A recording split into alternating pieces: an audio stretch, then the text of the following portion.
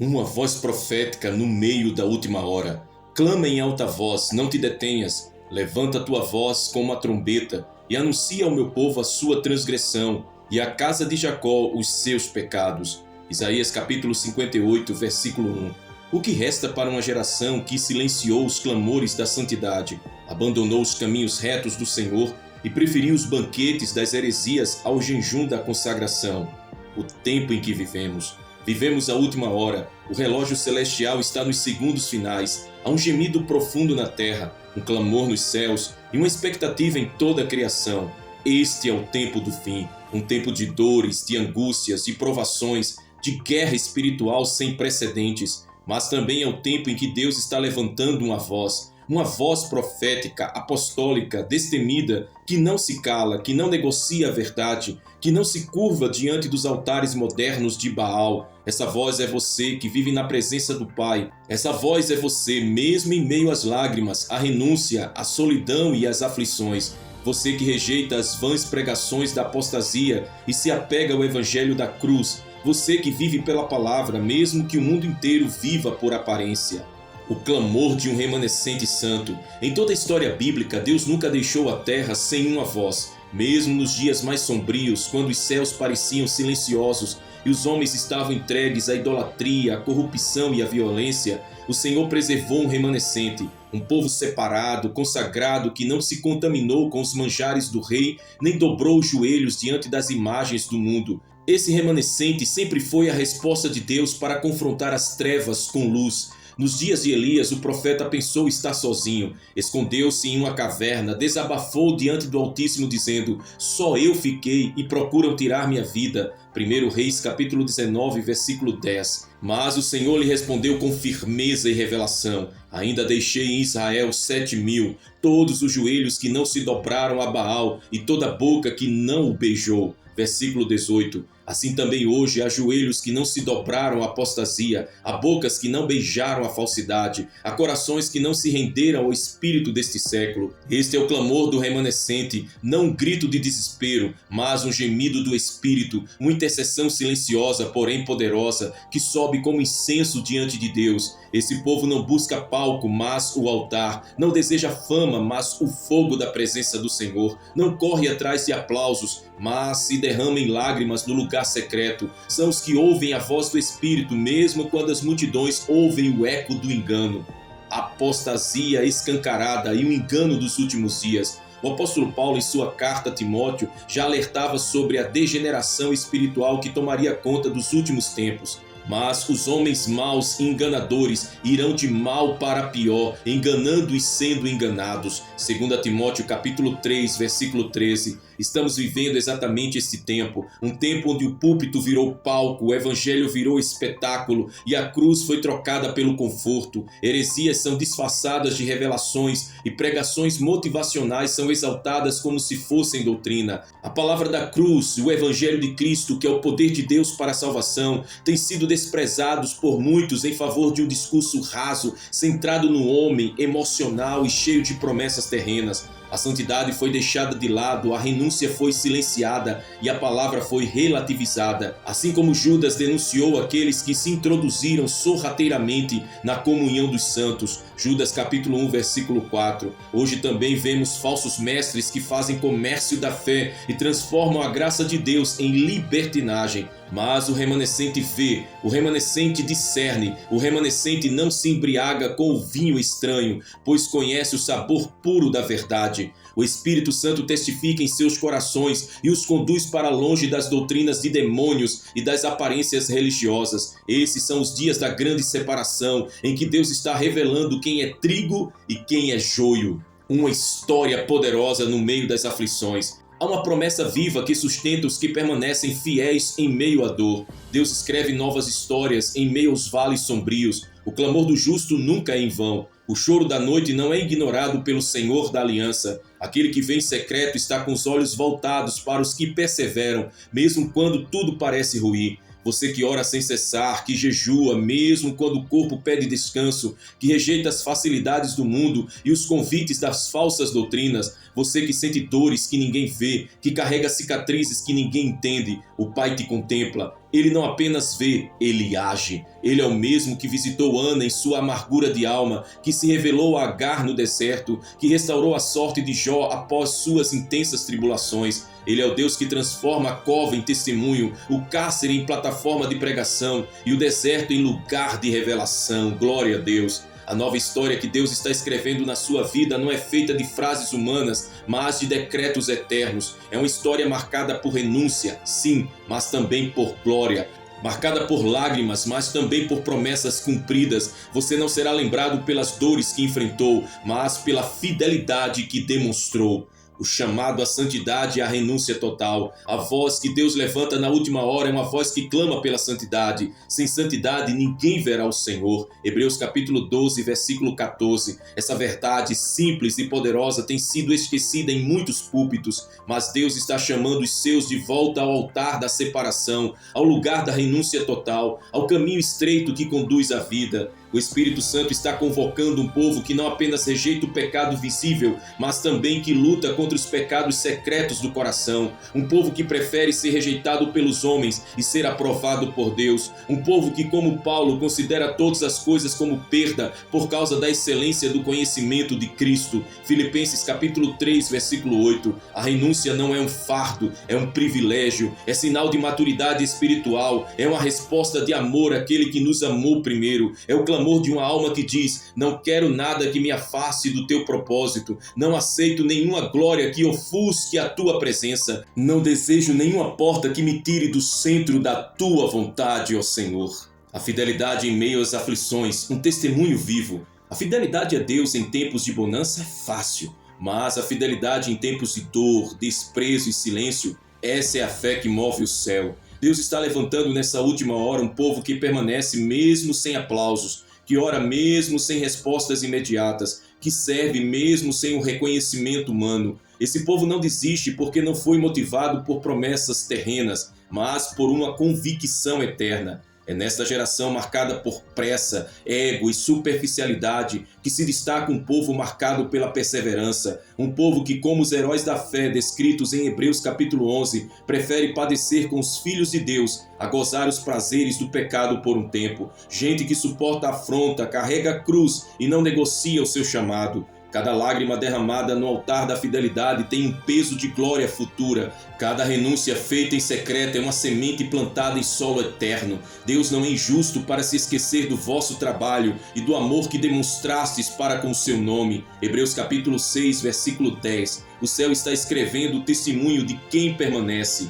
A separação entre os fiéis e os religiosos. Vivemos dias em que a aparência de piedade tem sido suficiente para muitos. Mas o Senhor está olhando além da superfície, está fazendo distinção entre os que o servem e os que apenas usam o seu nome. O tempo do fim é tempo de separação, não apenas entre crentes e ímpios, mas entre os verdadeiros e os falsos, entre os consagrados e os convencionais. Jesus advertiu: nem todo o que me diz Senhor, Senhor entrará no reino dos céus, mas aquele que faz a vontade de meu Pai que está nos céus. Mateus capítulo 7, versículo 21. O Espírito de Deus está soprando forte nesse tempo final, revelando os corações, sondando os pensamentos e separando os que o amam em verdade daqueles que apenas se acostumaram com a religião. A fidelidade é o selo dos escolhidos. Não basta conhecer a doutrina, é necessário viver a palavra. Não basta citar versículos, é necessário ser carta viva. Deus está marcando esta geração com unção de separação, com um fogo que consome toda mistura e revela quem é dele de verdade. A voz da última hora não será ouvida da boca dos populares, mas dos santos separados. O tempo da purificação e o fogo que santifica. Eis que vos envio o meu mensageiro, que preparará o caminho diante de mim. Mas quem suportará o dia da sua vinda? E quem subsistirá quando ele aparecer? Porque ele será como o fogo do ourives e como o sabão dos lavandeiros. Malaquias capítulo 3, versículos 1 e 2. Nos dias finais, o Senhor está passando sua igreja pelo fogo da purificação. Não é o fogo do juízo eterno, ainda não, mas o fogo do crisol, o fogo do refinamento, o fogo que separa a escória do ouro, o joio do trigo, a multidão dos verdadeiros adoradores. Esse fogo não vem para destruir, mas para limpar. Ele queima o orgulho, dissolve os ídolos secretos, desnuda os corações e revela o que há no mais profundo do interior. Esse é o tempo da purificação. Deus está removendo tudo que é artificial, superficial e corrompido. As máscaras estão caindo, os altares de Baal estão sendo confrontados, os que vivem uma fé de aparência estão sendo expostos. É o tempo em que o Pai procura os que o adorem em espírito e em verdade. João capítulo 4, versículo 23. Se você está passando por dores que não entende, por confrontos espirituais que parecem esmagadores, saiba, talvez não seja o diabo, talvez seja o fogo do nosso Deus santificando você, porque só os puros verão a glória, só os santos entrarão na cidade celestial, só os que foram lavados e passados pelo fogo permanecerão de pé no dia do Senhor. A voz que anuncia a volta do noivo, a voz que Deus está levantando nesse tempo não é a voz da fama, da ostentação ou da conveniência, é a voz profética, é a voz do deserto, é a voz de João Batista que clama: preparai o caminho do Senhor. Mateus capítulo 3, versículo 3. É a voz que denuncia o pecado com amor, que chama o povo ao arrependimento, que aponta para o Cordeiro e não para si. Essa voz não busca likes, busca almas, não busca curtidas, busca conversões, não se importa com números, mas com transformação. Ela é impopular, mas indispensável. Ela não massageia o ego, mas desperta consciências. Ela é cortante, mas curadora. É dura, mas cheia de graça, porque sua fonte é o trono de Deus. O noivo está às portas e a noiva precisa ouvir esse chamado. A trombeta está prestes a soar e quem estiver dormindo não terá tempo de se preparar. Por isso Deus está usando os seus vasos, quebrados, mas ungidos, rejeitados, mas cheios do Espírito, para anunciar a última hora. É tempo de acordar, de se vestir de santidade, de acender as lâmpadas e sair ao encontro do Rei. A última colheita, um tempo de decisão. Jesus disse: a seara é grande, mas poucos são os ceifeiros. Mateus capítulo 9, versículo 37. Nunca houve uma geração tão próxima da vinda de Cristo e ao mesmo tempo tão distante de sua verdade. Essa é a hora decisiva em que o céu clama: quem está comigo? Quem se levantará? Quem dirá: eis-me aqui, envia-me a mim? A última hora é também tempo de colheita, e a colheita exige renúncia, exige preparo, exige discernimento. Os campos estão brancos, mas muitos têm se distraído com entretenimentos vazios, discussões fúteis e doutrinas enganosas. Enquanto almas estão clamando por salvação, muitos líderes estão ocupados com autopromoção, e enquanto corações estão famintos de Deus, muitos púlpitos oferecem migalhas humanas. Mas Deus está levantando ceifeiros da última hora, gente que não se curva ao sistema, gente que não negocia a unção, gente que mesmo ferida continua ceifando. Eles estão nas ruas, nos becos, nas igrejas simples, nos lares ocultos, e onde há um coração quebrantado, Deus derrama autoridade, onde há verdade, Ele libera fogo. Essa é a hora da decisão. Ou nos posicionamos com Deus, ou seremos engolidos pela indiferença do mundo, ou ceifamos com lágrimas agora, ou lamentaremos depois. Não há mais tempo para neutralidade. Quem é santo, santifique-se ainda. Quem é sujo, suje-se ainda, porque o tempo já está às portas. Uma nova história para os que perseveram até o fim. Mas aquele que perseverar até o fim será salvo. Mateus capítulo 24, versículo 13. Há uma promessa viva no coração do Pai para aqueles que permanecem, não para os que começaram bem, mas para os que terminam firmes, não para os que brilharam por um tempo, mas para os que permaneceram aos pés da cruz, mesmo quando a luz parecia ter se apagado. A nova história que Deus quer escrever na sua vida começa na perseverança, começa no secreto, começa no chão, onde lágrimas se misturam com a terra e o joelho encontra a presença de Deus. Essa nova história não é uma narrativa de vitórias humanas, mas de fidelidade divina. É o testemunho dos que disseram não ao mundo, e sim à cruz, e sim à eternidade. Quem permanece em santidade será honrado. Quem renuncia por amor a Cristo será exaltado na glória. Quem rejeita as falsas doutrinas e abraça a verdade do Evangelho será marcado como remanescente fiel.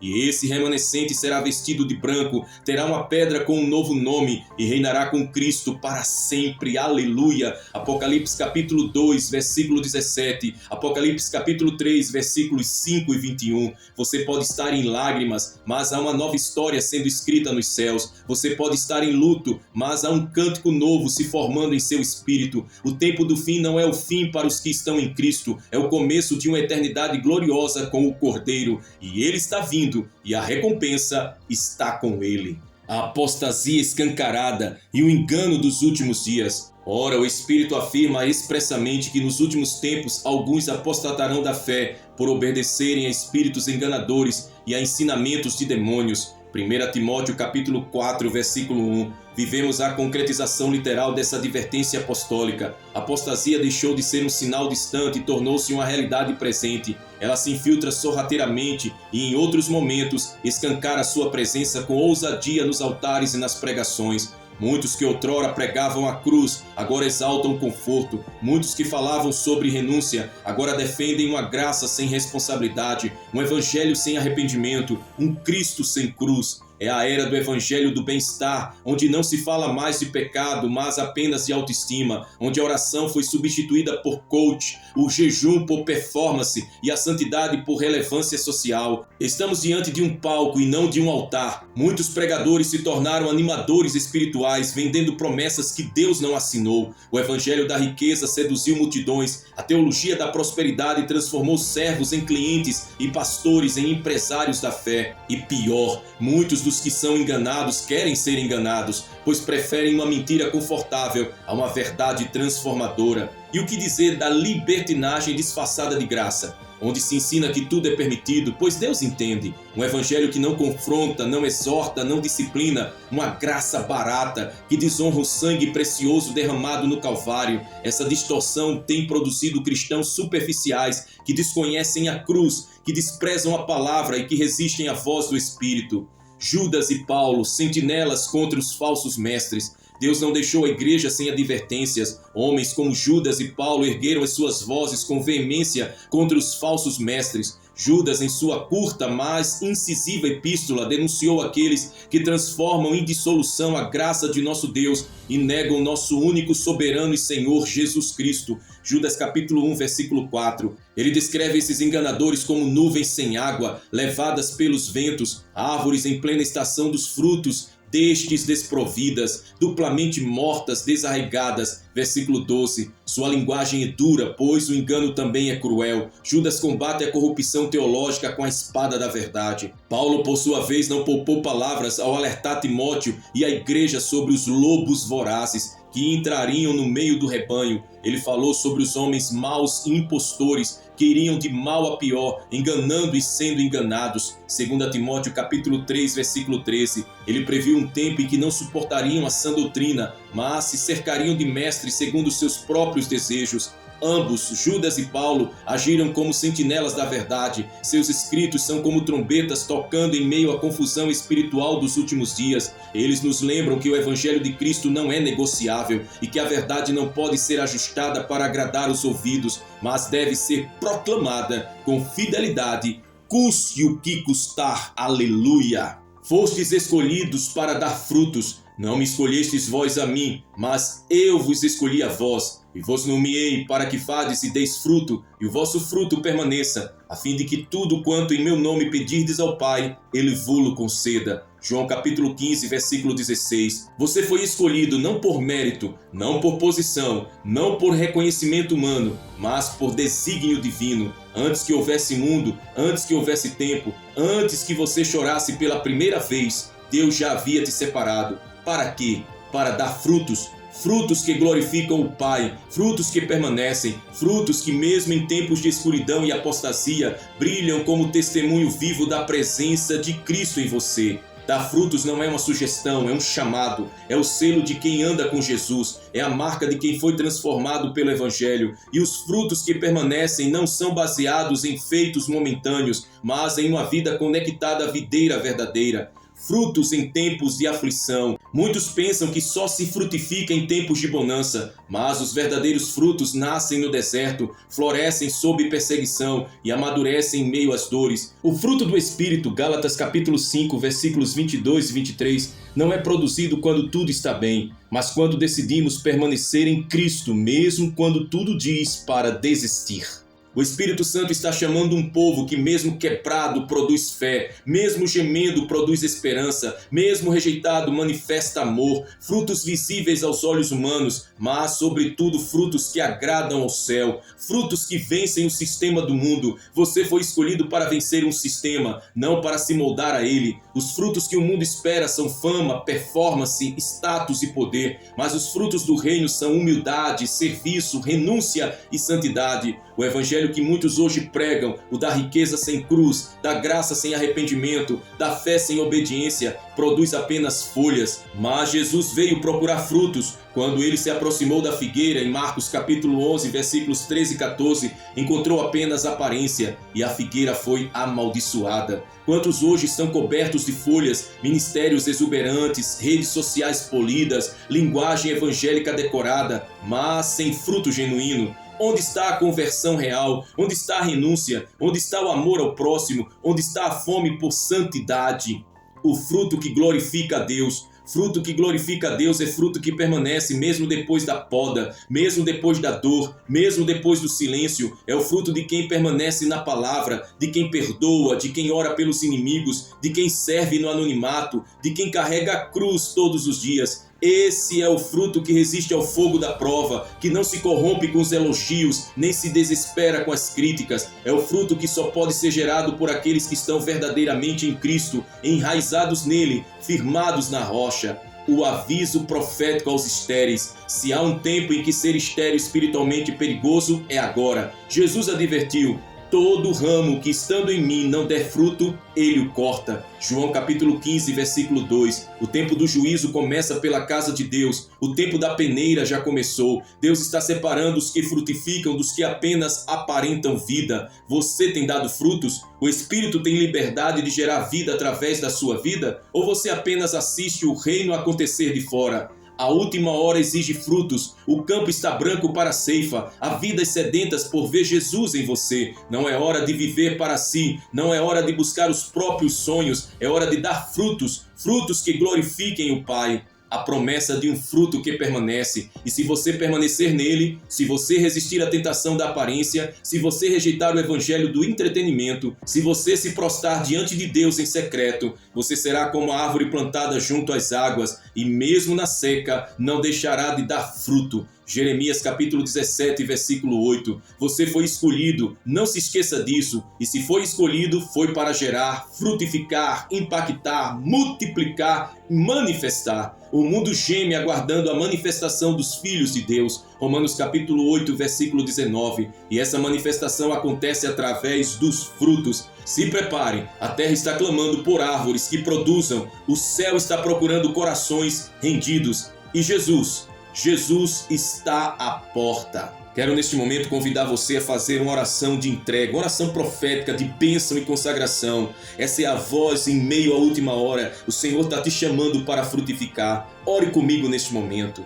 Pai Santo, Pai Eterno, Deus poderoso e maravilhoso, diante da Tua majestade nos prostramos nessa hora com temor e tremor, Senhor Jesus, reconhecendo que Tu és o Alfa e o Ômega, e o princípio e o fim. És o Deus da eternidade, aquele que era, aquele que é e que há de vir. Nesta última hora, nesta era de escuridão e confusão, clamamos pelo Teu nome, pelo Teu sangue, pela Tua palavra que não muda, pela Tua fidelidade que nunca falha. Senhor, aqui estamos, Teus filhos quebrantados, clamando por misericórdia, por renovo, por direcionamento e por fogo. Jesus Cristo, Filho do Deus vivo, Cordeiro que foi morto antes da fundação do mundo, te exaltamos. Tu que vieste para salvar os perdidos, para restaurar os feridos, para salvar os quebrados, para libertar os cativos. Eis-nos aqui, eis os teus servos, os teus escolhidos, os teus remanescentes, aqueles que não se dobraram diante de Baal, que não beijaram o sistema deste mundo, que resistiram à apostasia, que choraram entre o pórtico e o altar, que clamaram por santidade mesmo em meio à corrupção.